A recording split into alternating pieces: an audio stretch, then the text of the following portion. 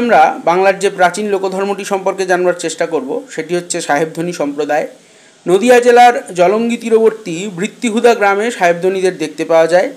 সাহেবধ্বনি সম্প্রদায়ের মধ্যে হিন্দু সমাজের লোককেও পাওয়া যায়, আবার মুসলমান সমাজেও লোককেও পাওয়া যায়। তাই সাহেবধ্বনি সম্প্রদায়ের মত একটি সমন্বয়বাদী ধারায়, সমন্বয়বাদী চিন্তার দ্বারা প্রকাশিত হয়। সাহেবধ্বনিরা মূলত উপাসনা করে পূর্ণিমার দিন এবং তাদের উপাসনা পদ্ধতির প্রধান অঙ্গ হচ্ছে সঙ্গীত।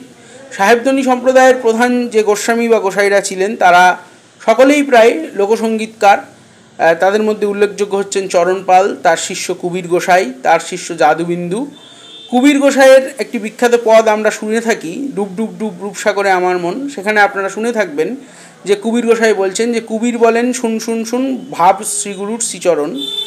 এছাড়াও সাহেবধ্বনি সম্প্রদায়কে মানুষরা তারা এই জগৎকে দীনদয়ালের ঘর হিসাবে বিবেচনা করে। দীনদয়াল হচ্ছে একাধারে কৃষ্ণ একাধারে আল্লাহর সম্মিলিত একটি রূপ।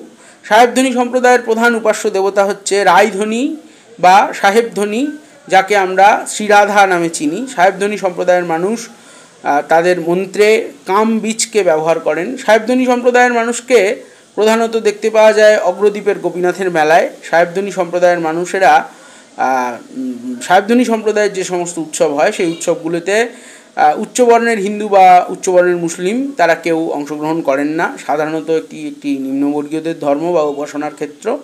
সাহেবধ্বনি সম্প্রদায় বলা যায় প্রায় একটি লুপ্তপ্রায় সম্প্রদায়ে রূপান্তরিত হয়েছে। সাহেবধ্বনি সম্প্রদায় নিয়ে আরও অনেক বেশি গভীর গবেষণার প্রয়োজন আছে।